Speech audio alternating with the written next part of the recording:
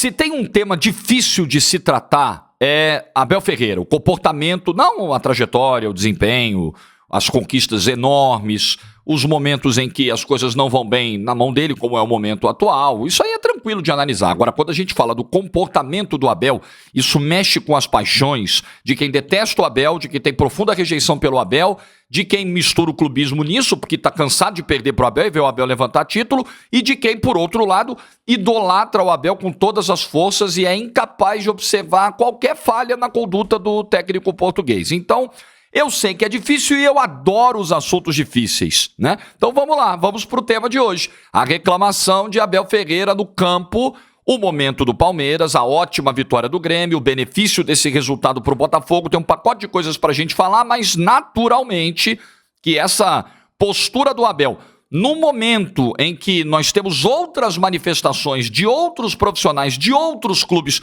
contra a arbitragem, óbvio que esse assunto ele é muito quente, ele é muito rico pra gente debater e analisar aqui no canal. Então você já vai deixando o like pra nós aí, aquela forcinha pro vídeo da sexta-feira, like, se inscreva, ative o sininho, vem com a gente rumo a 130 mil inscritos neste canal, ok?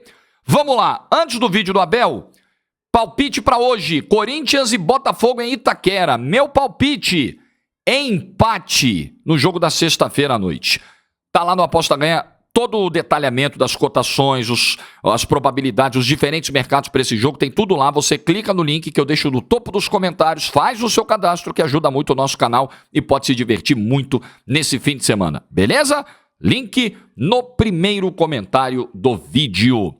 Segundo recado, você já ouviu falar na MSA? Quem é inscrito aqui do canal já ouviu esse papo aqui sobre a mentoria que tem mudado vidas de pessoas que não conheciam o mercado digital, não sabiam como era essa coisa de trabalhar de casa, vender produtos pela internet, ganhar sua comissão, fazer o tráfego pago, né, que é a divulgação, o impulsionamento disso na internet, do produto que você vai vender, do teu link de venda. Como é que faz isso? Quais são as estratégias? Como é que funciona a plataforma? Qual é o melhor formato de comunicação? Como é que você cria um anúncio atraente para o teu público?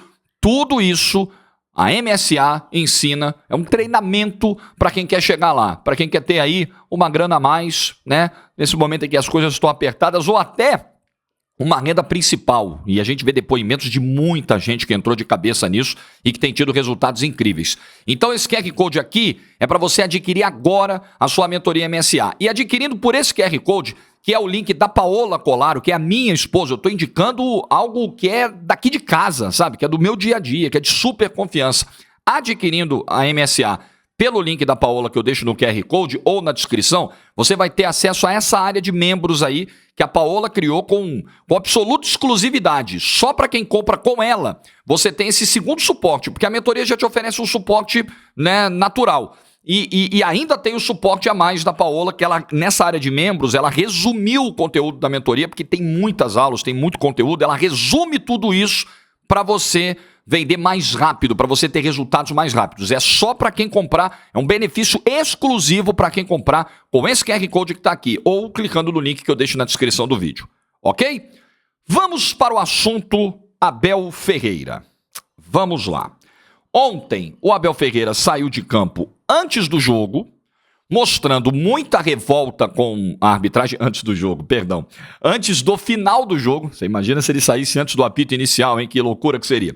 E aí ele faz um gesto antes do apito final, se dirigindo ao vestiário, vira para a câmera, de forma deliberada, ele viu a câmera, ele tomou a decisão. Aí nós vamos discutir no sangue quente, no sangue frio, tá. Mas ele viu a câmera. Não foi flagrado. Ah, o Abel fez isso para algum lugar do estádio, ele não queria que fosse visto e aí a câmera foi lá e flagrou. Não, ele deliberadamente foi até a câmera e fez o gesto lá, assim, fazendo um sinal com a mão. Isso é roubar, isso é roubar. A leitura labial é nítida, ele não pode negar isso na entrevista coletiva, não o faz, porque todo mundo viu o que ele falou. Só que aí na entrevista coletiva a gente vê um Abel com a cabeça mais fria e aí ele diz, não... O que se passa dentro do campo fica dentro do campo. Hoje o problema é que a bola não quis entrar. Hoje não era dia de bola entrar. A gente criou bastante para sair aqui com a vitória, mas não deu certo e tal. Então, na coletiva, um outro Abel, mais ponderado, sem avançar na polêmica da arbitragem. que eu já disse milhões de vezes sobre o Abel neste canal e vou repetir? O conceito que eu tenho do Abel Ferreira é de um cara obstinado, muito competente, mas muito. O trabalho do Abel Ferreira no Brasil não encontra paralelos atualmente no futebol brasileiro. Não há outro trabalho em termos de qualidade, de aproveitamento, de títulos conquistados, de longevidade, porque você manter uma equipe no topo por tanto tempo não é fácil. Não há bons trabalhos no Brasil, evidentemente, mas nenhum deles no nível do Abel Ferreira. Então, o Abel Ferreira é um técnico competente, obstinado, atento aos detalhes e competitivo ao extremo. O Abel tem algo na personalidade dele, de obstinação, que eu acho virtuoso. Por exemplo, quando vocês me perguntarem sobre Cristiano Ronaldo ou Messi, eu não tenho dúvida de que o Messi é mais talentoso, ele tem mais ferramentas técnicas do que o Cristiano Ronaldo. Porém, o que me encantou na carreira do Cristiano Ronaldo foi o quão obcecado ele era em ser melhor todo dia, em aumentar as suas marcas todos os dias, marcas que já o colocavam no topo, querer mais, sempre mais. E a revolta quando não vence, a revolta quando não consegue um gol, a chateação com ele mesmo, a cobrança extrema. Eu acho isso, num profissional, uma característica valiosíssima. Então, eu enxergo isso no Abel Ferreira. Isso eu acho que... Eu gosto muito mais de trabalhar com profissionais que querem vencer a todo instante, que se incomodam com a derrota, do que profissionais acomodados que vão para casa numa boa. Se o trabalho foi nota 10 ou se ele foi nota 3, o cara vai para casa do mesmo jeito, com o mesmo sorriso no rosto. Não dá para ir para casa com o sorriso no rosto quando as coisas vão mal. Então, eu gosto desse traço da personalidade do Abel, que fique bem claro. O problema é que você precisa dosar isso. E aí eu trago um pouco para o meu exemplo, não me comparando com o Abel, porque eu não tenho o nível de cobrança que ele tem, eu não tenho o nível de exposição que ele tem, até tenho uma certa exposição, mas não no mesmo grau, são ambientes diferentes, eu sei. Mas eu sou um cara que ao longo da minha carreira, algumas vezes fui cobrado, fui intimado a dosar um pouco essa coisa da cobrança, porque você pode acabar extrapolando. Você pode, com tanta sede de vencer, às vezes buscar o melhor objetivo, que você está querendo ali é o melhor, mas a forma como você vai fazer pode chocar outras pessoas, pode gerar um desconforto, porque você vai, às vezes, esticar demais a corda e nem todo mundo vai entender a tua linguagem. Você pode estar muito certo ali no mérito, mas não necessariamente na linguagem. Então, na verdade, ontem no mérito, acho que o Abel não estava certo, mas eu estou falando de linguagem, e esquecendo um pouco o que foi dito ali. Então, isso acontece. Eu acho que o Abel peca muitas vezes por não saber dosar, assim, passar desse limite. E aí tem muito palmeirense que se queixa. Poxa, mas quando o Sampaoli chuta grade e sai antes do tempo, ninguém fala nada. Poxa, quando o Dorival, que vocês dizem que é bonzinho, perde a linha, vocês não falam nada. Não repercute tanto quanto o Abel. Isso é uma verdade, mas talvez porque, e aí reflita um pouco mais, torcedor do Palmeiras, esse comportamento do Abel, ele é reiterado. Não é que o Abel seja o único que faça. Acho que praticamente todos os treinadores do Brasil, é difícil achar uma exceção. Estou falando praticamente porque eu posso estar esquecendo de alguma exceção aqui, e não quero ser injusto. Mas é muito difícil, beira o impossível achar uma exceção. Todos, em algum grau, reclamam, em algum momento. Ou na coletiva, ou dando bico em garrafa, bico em microfone, esbravejando para a câmera, mandando nota oficial. Sim, são várias as formas, mas todos praticamente reclamam. Só que o Abel reclama numa quantidade de vezes que chama a atenção. E num tom que chama a atenção. Gente, vamos lá. Não é todo dia que a gente vê um técnico virar para uma câmera e falar isso é roubo, isso aqui é roubar. Não é. Convenhamos. É óbvio que vai ter uma repercussão muito grande.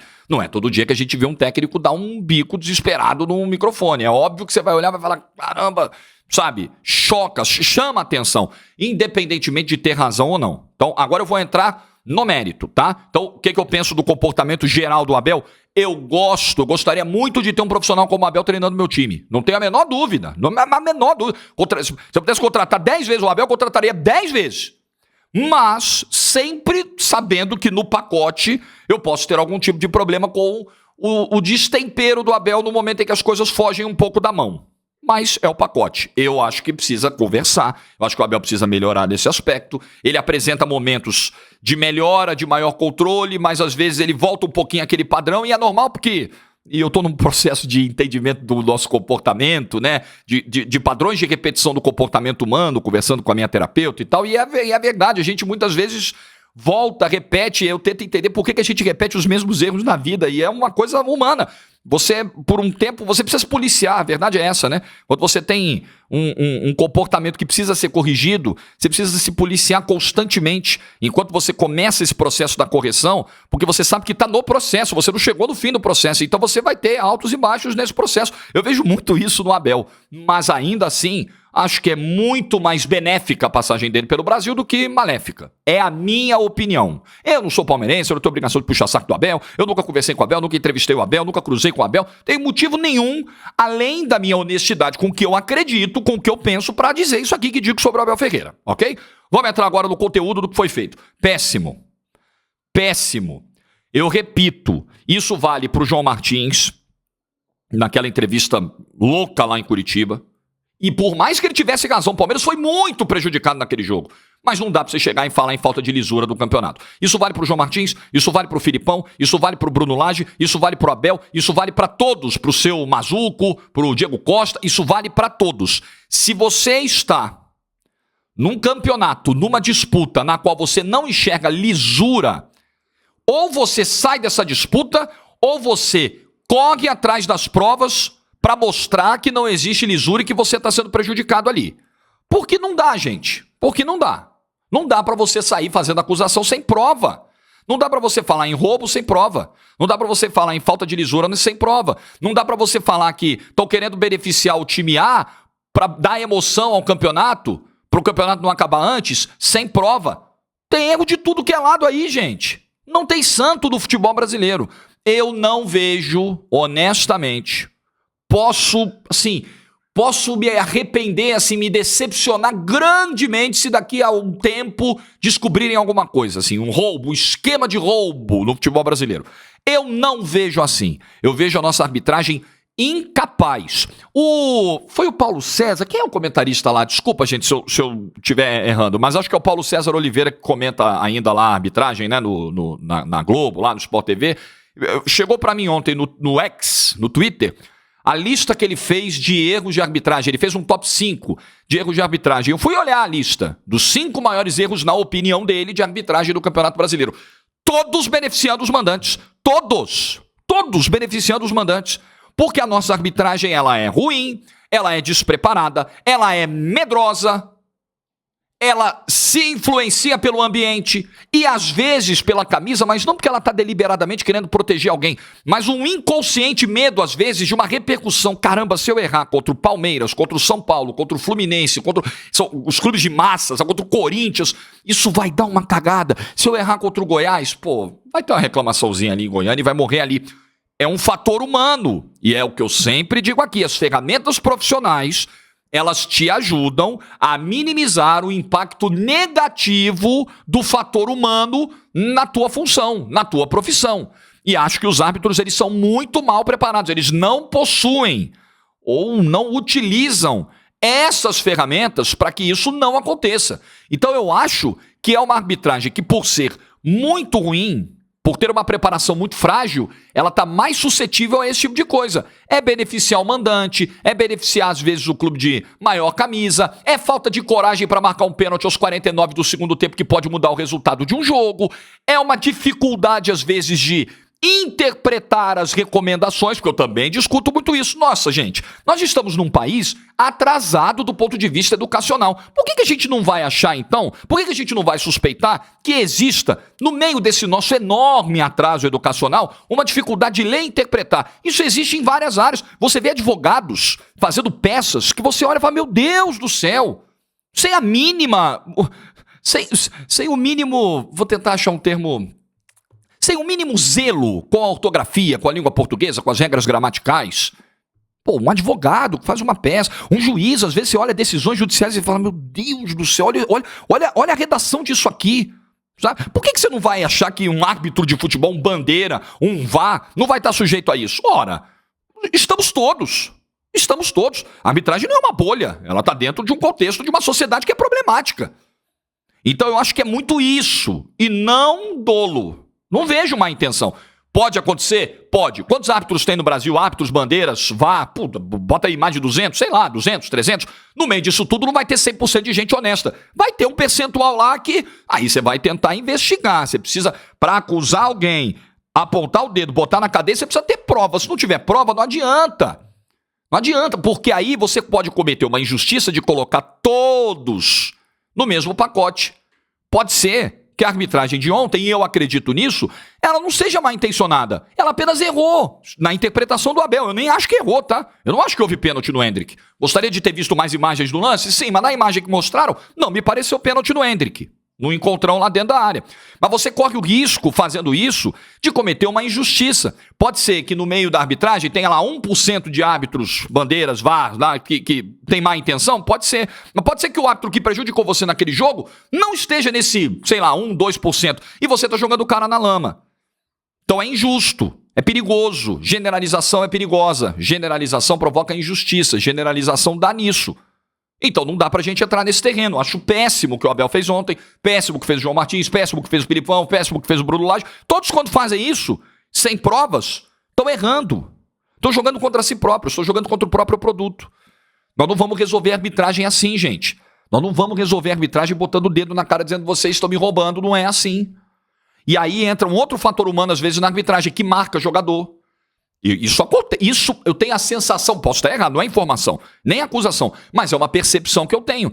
Jogador, quanto mais reclama, menos falta nele é marcada. Porque aí existe também uma coisa de retaliação ali subliminar, sabe? Que obviamente não vai ser verbalizada, não vai ser divulgada, mas que pode acontecer. Ah, você reclama? Então eu também não vou aliviar para você na hora de arbitrar. E aí nós ficamos nesse chumbo trocado, nesse cabo de guerra. Quem perde é o futebol. Quem perde é o produto do Campeonato Brasileiro, que tem a credibilidade manchada, que tem irritação por parte do torcedor, que tem resultados distorcidos por erros às vezes básicos, erros primários, erros que não deveriam ser cometidos, ainda mais com a ferramenta do VAR, e continuam acontecendo, porque não há um debate construtivo sobre a arbitragem. O que há é acusação de parte a parte. É isso que acontece, é só isso que tem na arbitragem brasileira. Nesse ambiente de arbitragem brasileira, que eu sempre digo, não tem um ambiente propositivo de você chegar e falar assim, escuta, vamos juntar todo mundo aqui, clubes, treinadores, vamos juntar com a CBF, gente, vamos dar sugestões, vamos procurar onde é que é o melhor VAR, onde é que é o melhor treinamento de VAR, o que a gente precisa fazer, precisa refundar o quadro, precisa mudar tudo, precisa trazer novos árbitros, precisa fazer uma categoria de base de árbitro, começar a formar uns árbitros com 10, 15 anos, sei lá, alguma coisa tem que acontecer. Não dá para continuar como tá. Eu sei, e aí eu vou também abordar esse ponto aqui, que o Abel erra quando fala isso, eu sei que é um exagero, o Bruno Lage, o Felipão, todos, tá? Erram, pressionam na beira do campo. Dorival, citei o Dorival aqui no início do vídeo, que é um cara marcado ali pela gentileza e tal. O Dorival contra o São Lourenço na Sul-Americana estava transtornado na beira do campo, porque tem também um panorama, uma realidade de pressão em cima dos profissionais do futebol que talvez em outras áreas a gente não veja. E isso também deságua nessas reações, porque o cara já tá uma pilha de nervos com tanta cobrança que ele recebe no dia a dia de imprensa, de rede social, de torcida. Tem isso também. Mas aí o profissional, que é muito bem remunerado, que está no topo da sua profissão, ele precisa ter as ferramentas para lidar melhor com isso. Eu sei que existe isso. Eu sei. Eu entendo. Eu entendo que existe um ambiente de pressão. Mas a gente precisa melhorar essa questão. A gente precisa ser propositivo nessa questão. Não adianta a gente partir apenas pro ganhei, e é outra coisa que me incomoda, né? É difícil você ter um treinador, são exceções assim raríssimas, o treinador que chega, hoje nos ajudaram. Hoje a arbitragem errou pra nós, é uma pena, né? Porque hoje errou pra nós, amanhã vai errar contra nós. Você também não vê isso. Você também não observa isso. Então eu acho muito lamentável o momento da arbitragem, acho péssima a nossa arbitragem, eu não confio na capacidade dos nossos árbitros, eu acho que a gente vive no futebol brasileiro uma roleta russa, a qualquer momento ela pode se virar contra você. É isso, é isso. É contar muito com a sorte, e acho que num futebol que movimenta milhões, isso não pode acontecer mais. Isso é inaceitável. Mas também é inaceitável esse tipo de postura, eu acho que não ajuda. Falar em roubo, em má intenção, quando você não tem qualquer prova, é muito grave. Você acusar alguém que está saindo da sua casa, e olha, aqui está falando, talvez, dentro da imprensa, o maior crítico da arbitragem brasileira. Porque eu acho que esse quadro precisa ser todo refundado, ou em 90%, praticamente todo refundado. Acabar com esse quadro. expurgar da arbitragem, um monte de cara que tá aí que não tem condição. O cara do VAR de Corinthians e Grêmio, que há um ano tinha deixado de marcar uma linha de impedimento de um Palmeiras e São Paulo da Copa do Brasil, o cara volta um ano depois, faz uma cagada maior ainda. Esse cara não tem condição de estar na arbitragem mais, ele não pode, ele não tem capacidade, competência para estar ali, como quase todo o nosso quadro. Eu sou tanto quanto radical quando falo da arbitragem brasileira, mas eu analiso competência, eu não falo de desonestidade, porque aí, sejamos justos, chegar e apontar o dedo para um cara que é pai de família, para um cara que está ali trabalhando, e dizer que foi roubado sem ter uma prova disso, sem que o cara necessariamente tenha feito isso é muito sério. Isso afeta a honra das pessoas. Até essa linha eu não cruzo sem elementos fáticos. Eu preciso de substância para fazer esse tipo de acusação. Caso contrário, eu não faço. Aliás, isso é crime. Você pode ser condenado por uma calúnia, por uma difamação. Isso dá problema na justiça. Então, sejamos cuidadosos. O que está faltando, e é muito também o vídeo de anteontem, quando eu falava dessa nova realidade, desse novo normal, que não pode ser normalizado, de ficar cobrando os caras em shopping, em restaurante, em avião, em aeroporto, de ficar botando dedo na cara, ameaçando. A gente precisa de equilíbrio, gente. Bom senso. Não dá para ficar normalizando selvageria, grosseria, falta de educação, ameaça, falsa acusação. Não dá. E o futebol, ele tá lotado de exemplos assim. E a gente que tá desse lado aqui, que muitas vezes é acusado, às vezes corretamente, às vezes com muita injustiça, porque fazem uma generalização, de fermentar esse caldo, né? De fazer ficar em ebulição constante esse caldeirão, a gente precisa ser responsável também. A gente precisa chegar aqui no microfone e falar, gente, esse negócio tem que parar. Alguém precisa dar um freio nesse negócio, colocar umas pitadinhas de bom senso nessa panela de pressão aí. Eu tento fazer isso sempre. Não sei se sozinho ou se com mais alguns a gente vai conseguir mudar. Mas eu fico tranquilo. Minha consciência está muito tranquila. Só vai ter acusação aqui quando a gente tiver alguma prova. Mesmo se o teu time tiver... Mesmo se te sonegarem 3 pênaltis no jogo. Eu vou falar aqui, porra, que escândalo. Como é que pode? Tem que expulsar esse árbitro do quadro. Tem que tirar o CNM. Tem que mudar a CBF para Singapura, para o Paquistão, para o diabo. Mas nunca vou chegar aqui sem provas dizendo, roubaram. Não deram 3 pênaltis pro time e tal, porque isso foi um roubo. A gente precisa ter responsabilidade com o que fala, responsabilidade com o microfone, com câmera, porque isso aqui dita comportamentos, isso aqui influencia massas, isso aqui pode fazer as massas saírem do controle, se a gente não for minimamente controlado com esse negocinho aqui, ó. Então é bom senso, é o que falta na sociedade de uma maneira geral. É isso, é o que penso, é o caldo que fica de ontem. Sobre o jogo...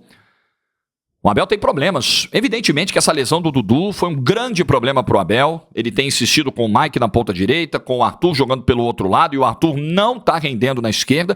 E é uma solução que não foi encontrada, faltando uma semana para pegar o Boca numa semifinal de Libertadores. É um problema. Eu acho que o momento do Palmeiras ele é preocupante. O impacto da lesão do Dudu e outros impactos, né? De uma ausência de reforços, de uma dificuldade de subir alguns meninos, ou de meninos que até conseguiram seus minutos, mas que não estão performando tão bem no ano. Um elenco que a gente sabe que, para as ambições de um Palmeiras, que tenta dominar o futebol no Brasil e no continente, esse elenco ele é mais culto do que deveria ser. Então é um momento, eu não sei se o que o Abel fez ontem foi para tirar foco. Porque se você pegar toda a trajetória do Abel no Palmeiras, em vários momentos ele reagiu assim, com o time ganhando, com o time perdendo, com o time bem, com o time mal, com o time instável, com o elenco cheio, com o elenco vazio. Eu acho que é muito da postura, isso já foi dito no início do vídeo. Mas o Palmeiras hoje, ele tem um sinal, eu não sei se já chegou a ser amarelo, mas é importante achar logo as soluções, principalmente para essa ausência do Dudu, que obviamente já está tendo um peso aí. O Palmeiras não fez um jogo ruim, o Palmeiras teve um início de jogo ruim. O Palmeiras tenta ali no segundo tempo, o Palmeiras tem chances no primeiro tempo, no segundo tempo ele desorganiza um pouquinho, aí começa a ir na base do chuveirinho, o Gomes vai para a área, vira centroavante, acerta a trave, mas obviamente você percebe que é um Palmeiras com um encaixe inferior ao que já foi nas mãos do Abel. E aí saídas de jogadores e lesões de jogadores eu acho que explicam isso. Eu acho que dificultam o trabalho do Abel. Ele é o responsável por encontrar as soluções. Óbvio, ele está lá para isso, para resolver os problemas. Mas os problemas não foram originados por ele. Ele não é o causador dos problemas que hoje prejudicam o desempenho do time do Palmeiras no campo. Eu acho que isso é muito necessário ter em mente para dar ao Abel a parcela correspondente da responsabilidade dele nesse momento. Nem a mais, nem a menos. Por uma questão de justiça e de lógica, né? E o Grêmio ontem, o Grêmio mostrou que se não é de verdade um competidor para título, até porque a distância para o Botafogo é grande, ele é um candidatíssimo a uma vaga direta na Libertadores, principalmente porque o aproveitamento dele em casa é muito bom, né? O Grêmio só tem aquela derrota para o Botafogo. O que está destoando, e o Renato acho que tem absoluta razão quando dá aquela entrevista lá em Bragança, é o desempenho do time fora de casa, é a postura, é a falta de competitividade. Ontem o Grêmio entrou mordendo, fez um gol cedo, soube se defender, soube, entre aspas, sofrer, e é um time muito forte jogando dentro da arena, tem tudo para ficar com uma vaga direta para Libertadores.